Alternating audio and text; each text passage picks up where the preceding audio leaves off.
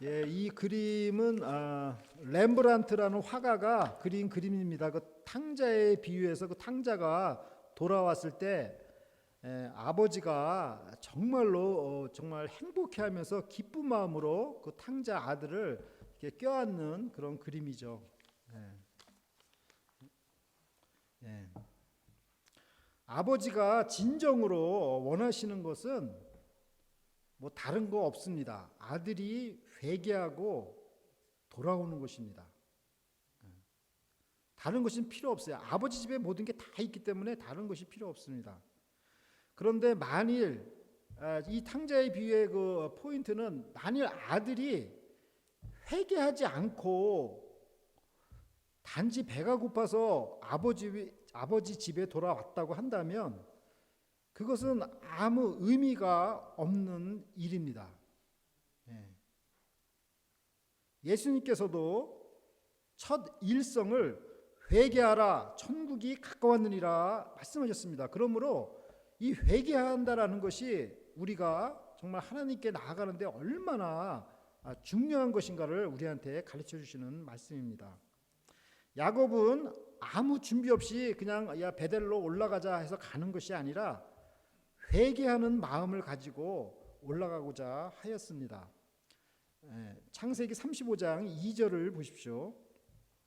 야곱이 이에 자기 집 사람과 자기와 함께한 모든 자에게 이르되 너의 중에 이방 신상을 버리고 자신을 정결케 하고 의복을 바꾸라. 그러니까 이 내용을 보면 그 야곱의 가족들이 그 하나님을 믿는다고 하면서도 그 falling gods랑 그냥 같이 그냥 껴안고 더불어 살았다는 것을 이렇게 보여주는 것입니다. 그런데 야곱이 그 falling gods 이것을 다 이제 제거하라 이제 이렇게 말씀을 하시는 겁니다. 세 가지를 명령했죠. 우상을 버리고 자신을 정결케 하고 의복을 바꾸라. 이것이 바로 회개입니다. 회개라는 것은 방향을 전환하는 게 회개입니다. 물론 뭐 눈물을 흘리는 것도 뭐 회개의 한 부분이 될 수는 있지만 진정한 회개는 자기가 잘못된 방향에서 방향을 턴하는 겁니다. 세겜으로 가던 길에서 베델로 턴하는 그 방향을 바꾸는 거 이게 회개인 것이죠.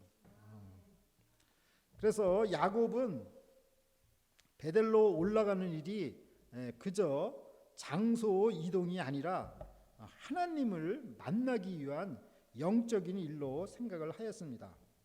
근데 여기서 우상을 버리라 하였을 때 이게 좀 약간 막연하죠. 근데 우상이 뭔가 우리 신약 성경 골로새서 3장 5절에는 어떻게 말씀하고 있습니까? 제가 읽겠습니다.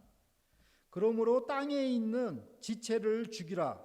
곧 음란과 부정과 사욕과 악한 정욕과 탐심이니 탐심은 우상 숭배니라. 그러니까 명확하게 우리 그리드 아주 이렇게 욕심이 많은 거 있잖아요. 이게 우상 숭배라는 거예요. 그 저기 뭐 귀금속 귀걸이 속에는 그 당시에 그 뭐죠? 그 우상의 그 문양이 이렇게 새겨져 있었다고 합니다. 그러니까 이제 이런 걸 다 제거하라고 하는데 이걸 돈으로 따지면 이게 얼마가 되겠어요? 뭐 요만큼 갖다 버리는 게 아니라 땅에 그 상수리 나무 밑에다가 땅을 파가지고 그걸 딱 묻을 정도면 그 양이 엄청나게 많았다라는 것을 알 수가 있는 것입니다. 근데 그게 뭐 돈으로 따지면 얼마나 되겠어요? 근데 다 그거를 지금 제거하는 것입니다. 우리가 이거를 정말 돈으로 따지고 이 비싼 걸 내가 어떻게 버려 이렇게 한다면 하나님께 나아갈 수가 없는 것입니다. 창세기 35장 3절을 보겠습니다. 우리가 일어나 베델로 올라가자. 나의 환난 날에 내게 응답하시며 나의 가는 길에서 나와 함께 하신 하나님께 내가 거기서 단을 쌓으려 하노라 하매. 시간이 이제 흐르면 이제 기억이 점점 사라지죠. 저도 마찬가지예요. 저는 이제 약간 좀 시간이 날 때 예전에 이제 우리 그 뭐 성도님들이 뭐 이렇게 카드로 이렇게 뭐 생일 카드 이렇게 해주신 거 이렇게 가만히 이렇게 들여다보면 진짜 뭐 성도님한테 사랑을 어마어마하게 많이 받았더라고요. 예, 진짜. 예, 그걸 이렇게 보니까는 그게 막 그게 생각이 나더라고요. 예, 하나님의 은혜도 마찬가지겠죠. 우리가 그거 기억을 그냥 시간이 지나가면 자연히 뭐 잊혀지지 않겠어요. 그러나 하나님의 은혜를 우리가 정말 기억하려고 노력을 해야 되는 것입니다. 야곱은 그 에서를 피해서 왁에 도망하였고 또 라반을 피해서 몰래 그냥 가족들과 함께 도주하였고 또 이제는 그 세겜성에서 또 살인 공범으로 또 이렇게 엮이게 되었습니다. 그러니까 우리가 야곱은 진짜 열심히 살았습니다. 그냥 잠도 제대로 못 자고 이렇게 열심히 살았는데 뭐 자기 뜻대로 되는 것이 하나도 없는 거죠. 자기 뜻대로 된다면 얼마나 좋겠어요. 하나도 되지 않고 이 야곱의 정말 야곱은 완전히 진짜 그 믿음이 정말 만신창이처럼 이렇게 된 것입니다. 그런데 창세기 35장 1절 말씀해 보면 주님께서 야곱아 일어나 베델로 올라가라 이렇게 말씀을 하신 거예요. 만약에 이 하나님께서 야곱한테 이 말씀을 안 하셨다면 야곱은 어떻게 하고 있었을까요? 아마도 그 세겜성에서 그냥 계속 그냥 들어 누워 있었을 것입니다. 우리 요한복음 5장 잘 아시는 8절 9절 그 38년 된 중풍병자의 이야기입니다. 제가 읽겠습니다. 예수께서 가라사대 일어나 내 자리를 들고 걸어가라 하시니 그 사람이 곧 나아서 자리를 들고 걸어가니라. 이날은 안식일이니. 그러니까 중풍병자는 그 38년 동안 그냥 실패감에 사로잡혀 가지고 왜냐면 뭐 그 베데스다 연못에 먼저 들어가야 되는데 항상 1등을 못 하니까 나는 안 돼 하면서 항상 그 실패감에 사로잡히면서 살아간 게 38년이 된 것입니다. 그러니까 누워 있는 거예요. 베데스다 연못에. 근데 누가 이런 환자를 치료할 수 있겠습니까? 오직 하나님의 말씀이 이 환자를 치료할 수가 있습니다. 예수님께서는 중풍병자에게 손을 잡아가지고 일으켜 세운 것이 아닙니다. 말씀으로 명령을 하였습니다. 예수께서 가라사대 일어나 내 자리를 들고 걸어가라. 말씀하신 거예요. 우리는 이 음성을 들어야 되는 것입니다. 근데 우리 교회에 그냥 이렇게 누워 있는 분들이 참 많은 것 같아요.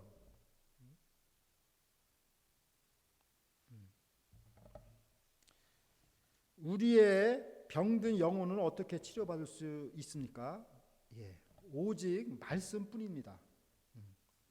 30년 동안 믿음이 만신창이가 된 야곱이 이 하나님의 말씀을 듣고 일어났습니다. 그리고 자리에서 그 일어났을 때 그는 하나님께 경배하고자 하는 그런 마음을 얻게 된 것입니다. 창세기 35장 4절을 보십시오. 그들이 자기 손에 있는 모든 이방 신상과 자기 귀에 있는 고리를 야곱에게 주는지라 야곱이 그것들을 세겜 근처 상수리 나무 아래에 묻고 그러니까는 야곱은 상수리 나무 아래에 모든 이방 신상과 귀고리들을 이렇게 묻었습니다. 이것은 이제 이 우상과 영원한 정말 단절을 의미하는 것입니다. 창세기 35장 5절을 보십시오. 그들이 발행하였으나 하나님이 그 사면 고을들로 크게 두려워하게 하신 거로 야곱의 아들들을 추격하는 자가 없었더라. 하나님께서는 야곱을 보호하시기 위해서 그 사면 고을들을 두렵게 하셨습니다. 그러니까 이제 야곱이 이제 막 이삿짐을 쌀 때 그 세계성 사람들이 그 자기들이 그 정말 당한 그 정말 그것을 이제 복수하기 위해서 얼마나 정말 기회를 엿보고 있었겠어요. 그런데 하나님께서 그거를 막으신 것입니다. 하나님께서 막으시니까 오히려 그들이 벌벌 떨게 된 것입니다. 이 세상에 살면서 가장 안전한 길은 무엇입니까? 출애굽기 34장 24절을 읽겠습니다. 내가 열방을 내 앞에서 쫓아내고 내 지경을 넓히리니 내가 매년 3번씩 여호와 너희 하나님께 보이러 올 때 아무 사람도 내 땅을 탐내어 엿보지 못하리라. 그러니까 아까도 제가 말씀드렸다시피 야곱이 정말 30년 동안 밤잠도 제대로 못 자고 양을 치면서 정말 일을 열심히 하였습니다. 그러나 악한 세상은 야곱을 가만히 놔두지 않습니다. 라반이 그 외삼촌 라반이 그 자기 조카를 이렇게 속이질 않나. 또 아들들이 그냥 막 자기 허락도 없이 그냥 세겜성에 가서 막 살인죄를 짓질 않나. 이게 야곱의 뜻대로 되는 일이 하나도 없었습니다. 인간의 노력으로 해도 한계가 있는 것입니다.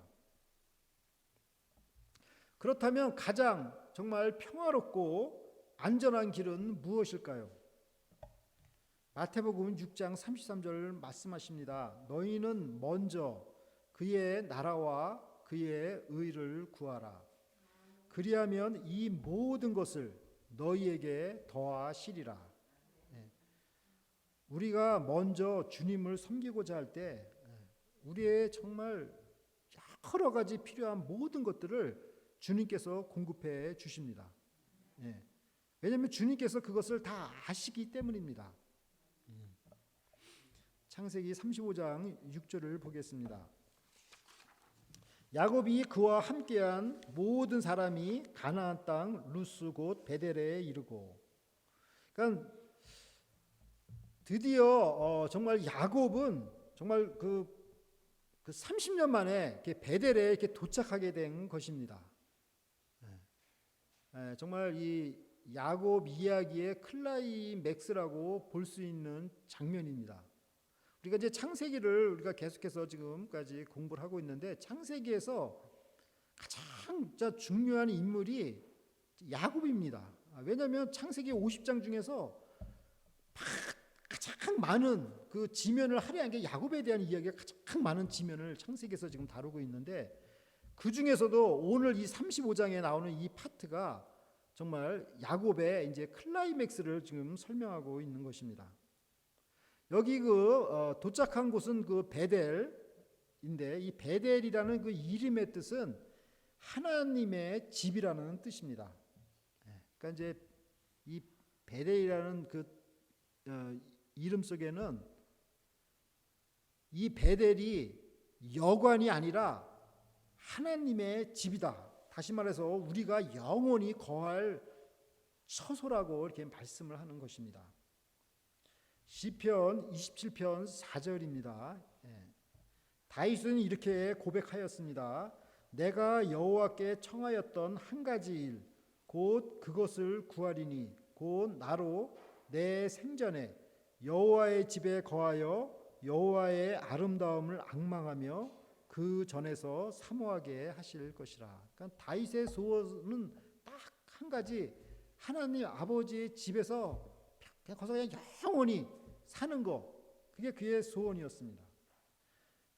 우리가 거할 곳은 바로 하나님 아버지의 집입니다. 우리가 더 이상 떠돌아다니지 않고 영원히 하나님 아버지의 집에 정착해야 하는 것입니다. 창세기 35장 7절을 보십시오. 그가 거기서 단을 쌓고 그곳을 엘 베델이라 불렀으니 이는 그 형의 낯을 피할 때 하나님이 그에게 거기서 나타나셨음이더라. 여기서 이제 특이한 게 있죠.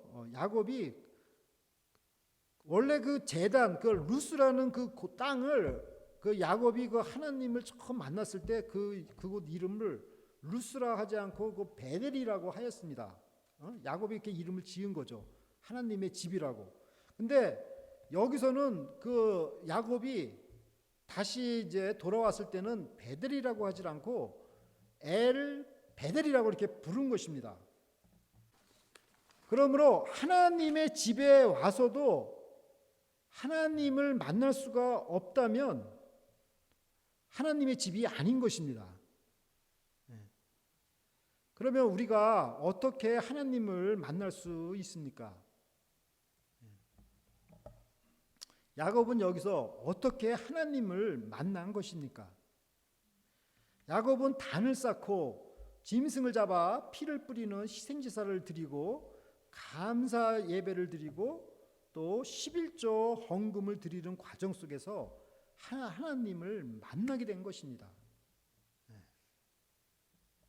우리는 이 야곱이 하나님을 만나는 이 과정을 통해서 우리가 배울 수 있는 것이 많습니다.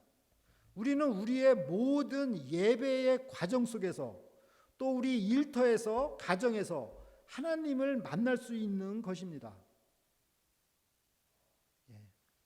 우리 피아노 반주하시는 우리 장로님은 피아노 반주를 연습하면서 연주하시면서 하나님을 만나실 수가 있는 것입니다.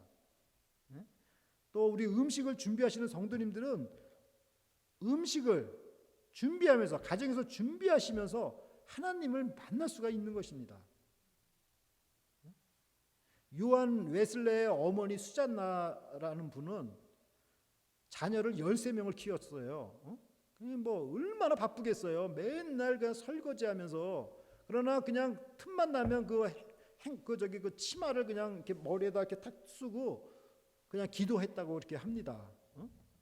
어디서나 우리가 하나님을 만날 수 있는 거죠. 또 우리 동영상 제작하시는 우리 김 교수님도 이런 걸 하시면서 하나님을 만날 수가 있는 거예요. 또 우리 친구들과 교제를 나누면서 하나님을 우리가 만날 수가 있고 헌금위원들은 헌금을 계수하면서 하나님을 만날 수가 있습니다. 또 지층에 내려가서 우리가 항상 함께 애찬을 나누면서 우리가 거기서 하나님을 만날 수가 있는 거예요. 그런데 이러한 그 소소한 그 과정들 속에서 우리가 하나님을 만나지 못한다면 정말 아무 의미가 없는 것입니다. 우리가 하나님의 집에 와서 하나님을 만나질 못하고 돌아가면 아무 의미가 없습니다. 이건 마치 그 탕자가 집으로 돌아왔는데 아무런 회개함이 없이 아버지께로 돌아온 것과 똑같은 것입니다. 그냥 아버지 돈 뜯으려고 돌아오면 그게 무슨 그게 탕자의 귀환이 되겠습니까?